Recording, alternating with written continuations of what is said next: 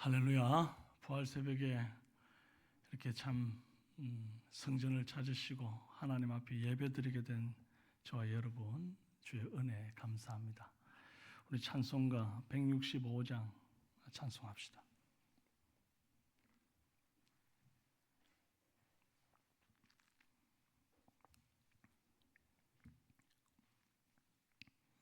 (165장입니다)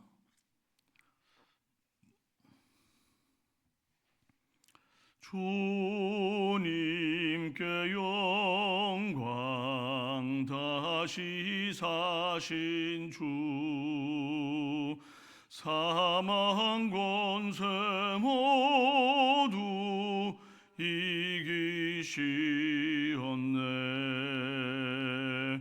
흰 옷 입은 천사 돌을 옮겼고, 누우셨던 곳은 비어 있었네. 주님께 영광, 다시 사신 주, 사망 권세 모두 이기시었네. 부활의 임님 나타나시사 두려움과 의심 물리치셨네. 주의 교회 기뻐 찬송하여라. 다시 사신 주님, 죽음 이겼네. 주님께 영광, 다시 사신 주, 사망 권세 모두 이기시었네. 생명의 임금, 영광의 주님, 주님 없는 삶은 헛될 뿐이라.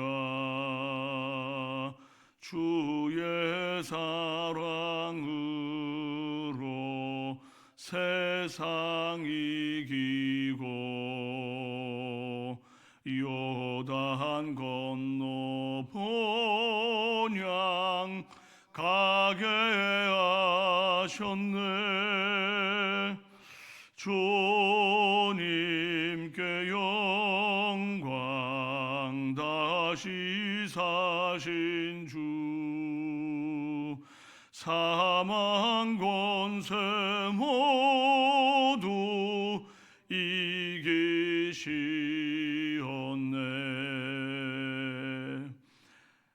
사도신경으로 신앙 고백드립니다. 나는 전능하신 아버지 하나님, 천지의 창조주를 믿습니다. 나는 그의 유일하신 아들 우리 주 예수 그리스도를 믿습니다. 그는 성령으로 잉태되어 동정녀 마리아에게서 나시고 본디오 빌라도에게 고난을 받아 십자가에 못 박혀 죽으시고 장사된 지 사흘 만에 죽은 자 가운데서 다시 살아나셨으며 하늘에 오르시어 전능하신 아버지 하나님 우편에 앉아 계시다가 거기로부터 살아있는 자와 죽은 자를 심판하러 오십니다. 나는 성령을 믿으며 거룩한 공교회와 성도의 교제와 죄를 용서받는 것과 몸의 부활과 영생을 믿습니다. 아멘. 오늘 말씀은 누가복음 24장 1절에서 12절 말씀입니다. 누가복음 24장 1절에서 12절. 신약성경 139페이지입니다.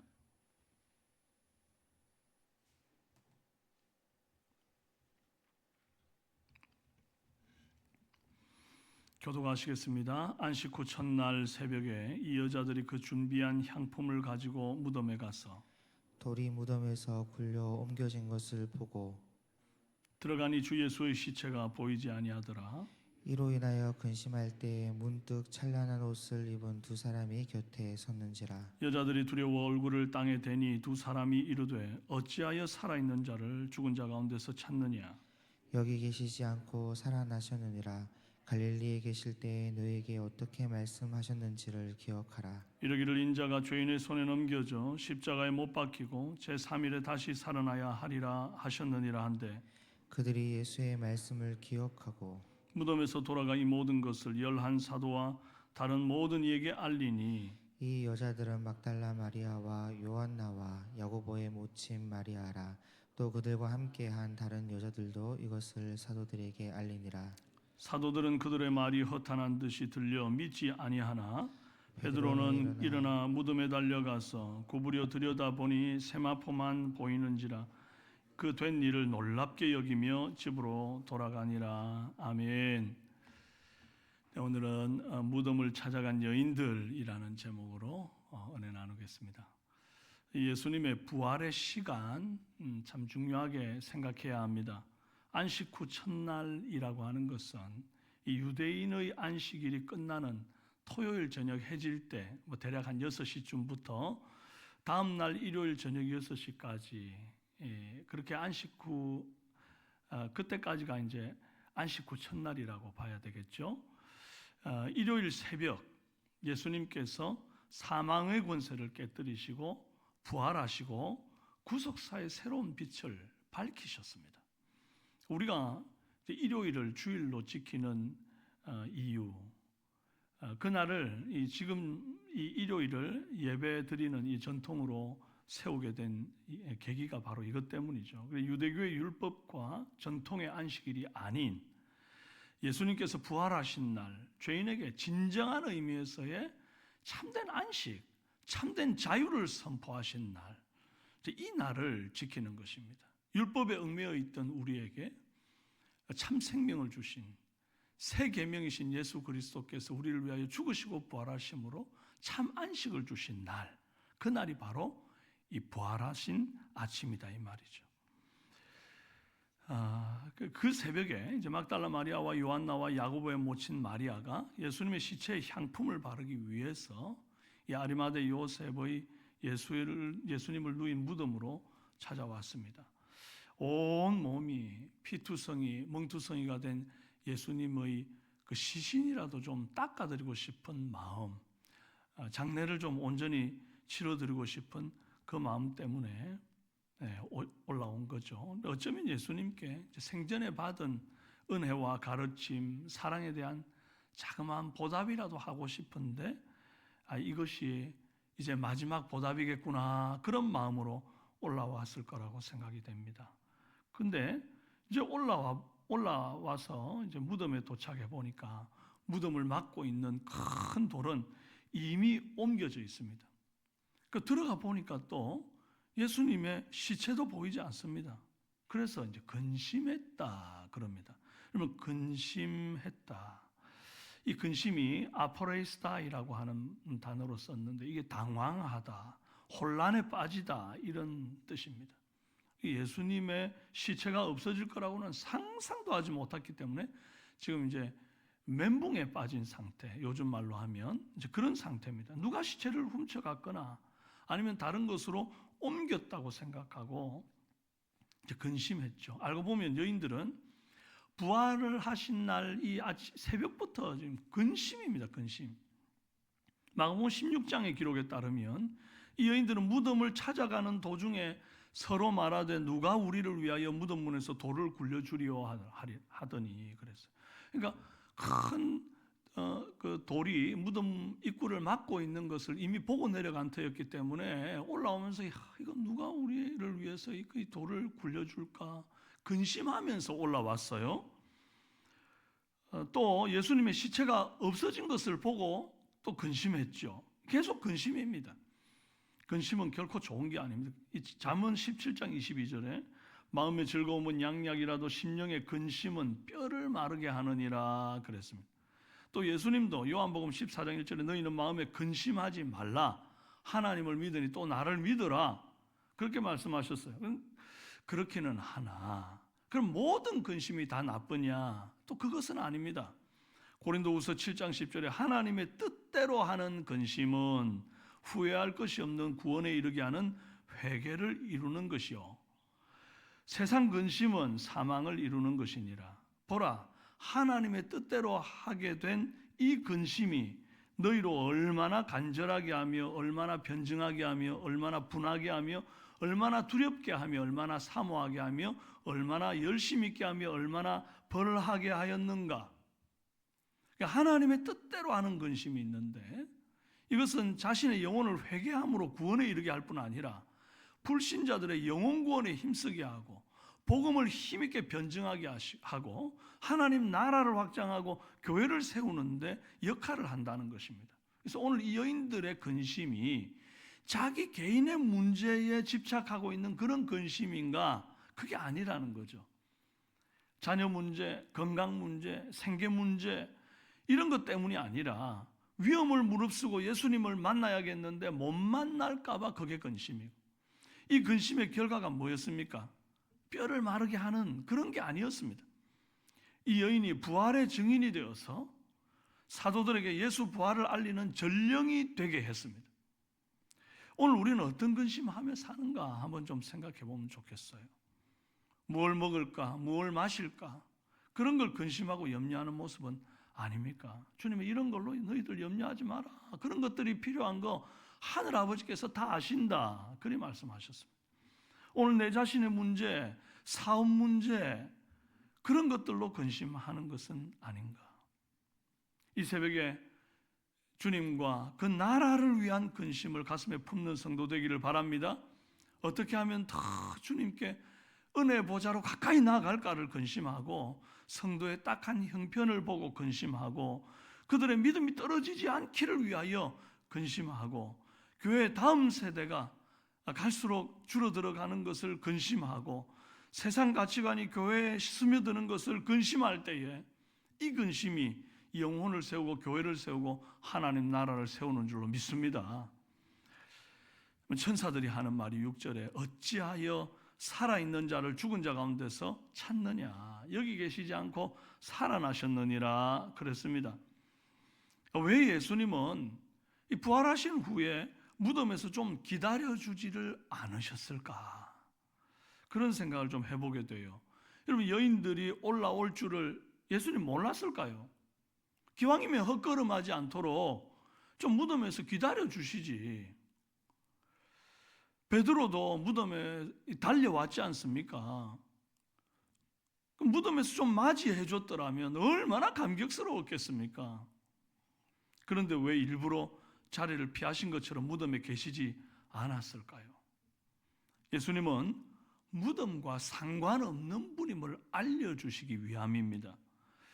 사망 권세가 예수님을 가두어 두지 못한다는 것을 상징적으로 보여주시는 중입니다. 기독교는 예수님의 시체나 붙잡고 거기에 연연하는 그런 종교가 아닙니다. 시신에 향유나 바르면서 지난 일을 회고하고 아픔을 달래는 그런 추억팔이 하는 종교가 아니에요. 그러나 다른 종교들은 그렇지가 않습니다. 이미 사라지고 없는 그 형상을 만들어 놓고 굉장히 웅장하게 지어 놓고 그 앞에서 절합니다. 또 유대교가 아주 대표적으로 무덤에 치장을 많이 합니다. 무덤에 회를 칠해서 화려하게 꾸몄습니다.